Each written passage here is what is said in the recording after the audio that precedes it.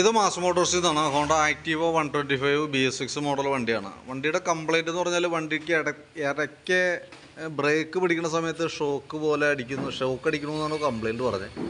പ്രത്യക്ഷത്തിൽ നമ്മൾ ഓടിച്ചു നോക്കുമ്പോൾ നമുക്ക് വേറെ അങ്ങനെ പ്രോബ്ലമായിട്ട് തോന്നിയൊന്നുമില്ല. എന്നാൽ പോലും നമ്മളതിൻ്റെ ഇലക്ട്രിക്കൽ ഫങ്ഷൻ വന്ന ഭാഗങ്ങളിലൊക്കെ ഒന്ന് ജസ്റ്റ് ഒന്ന് ചെക്ക് ചെയ്ത് പോയായിരുന്നു.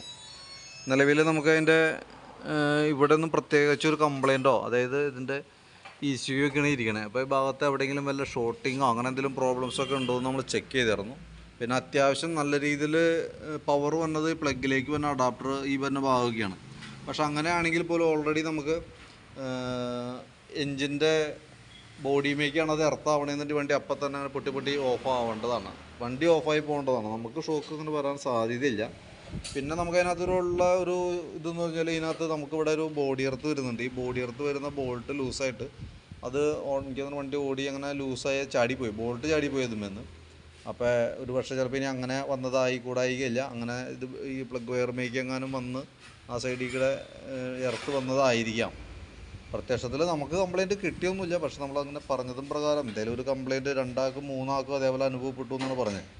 അപ്പോൾ അത് കാരണം നമ്മളൊന്ന് കയറ്റി ഒന്ന് ചെക്ക് ചെയ്ത് നോക്കിയാൽ അപ്പോൾ അതിനകത്ത് പ്രത്യക്ഷത്തിൽ കാണുന്നത് ഇങ്ങനെ ഒരു ഇതാണ്. അപ്പോൾ വയർ ഇതേപോലെയാണ് കിടന്നിരുന്നത്. അപ്പോൾ ആ ബോൾട്ട്, അതായത് ഇത് ബോൾട്ട് ചെയ്ത് വെക്കുന്ന ഭാഗമാണ്. അതിൽ ചെറുതായിട്ട് എന്തെങ്കിലും ലൂസ് എന്തെങ്കിലും ആയി കഴിഞ്ഞ് കഴിഞ്ഞാൽ അതങ്ങനെ ചടിപ്പോൾ നമ്മൾ പ്രത്യേകിച്ച് പെട്ടെന്ന് കാണാത്തൊരു ഏരിയയിലാണ് അത് ഇരിക്കുന്നത്.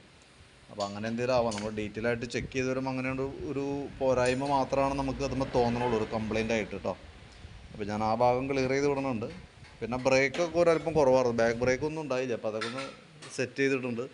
ഇത്രയും മാത്രമാണ് നമ്മൾ ചെയ്തിട്ടുള്ളത്. നിലവിൽ വേറെ ജനറലായിട്ട് സർവീസോ പിന്നെ അല്ലെങ്കിൽ എൻജിൻ ഓയിലോ വേറെ കംപ്ലയിൻസോ വാട്ടർ സർവീസോ വേറെ ഒന്നും തന്നെ പറഞ്ഞിട്ടില്ല. നമുക്ക് ആ കൂടി പറഞ്ഞിരിക്കുന്ന വർക്ക് ഇത് മാത്രമാണ്. അപ്പോൾ ഞാനത് ചെക്ക് ചെയ്ത് നോക്കുമ്പോൾ ആകെ കിട്ടിയൊരു പ്രോബ്ലം അത് മാത്രമായിട്ടാണ് നമുക്ക് കാണുന്നുള്ളൂ. അപ്പോൾ അത് ക്ലിയർ ചെയ്ത് വിടുന്നുണ്ട്. അതിന് ശേഷം ഒന്നുകൂടി ടെസ്റ്റ് ഡ്രൈവ് നടത്താം.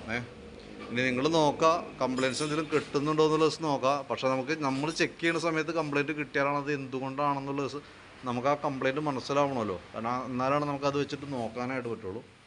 അപ്പോൾ ഏതൊക്കെ സാഹചര്യങ്ങളിലാണ് ഇനി വരാണെങ്കിൽ ഏതൊക്കെ സാഹചര്യങ്ങളിലാണ് അത് കിട്ടണമെന്നുള്ള ദിവസം നോക്കാം. എങ്ങനെയും വണ്ടി സ്പീഡിൽ പോകുന്ന സമയത്താണോ, ഇനി നിർത്തുന്ന സമയത്താണോ, ഇനി അതല്ലെങ്കിൽ ഹാൻഡിൽ റൈറ്റ് ലെഫ്റ്റ് തിരിക്കുന്ന സമയത്തോ, അങ്ങനെ എങ്ങനെയാണെന്നുള്ള ദിവസം ഒന്ന് ഐഡൻറ്റിഫൈ ചെയ്യാം.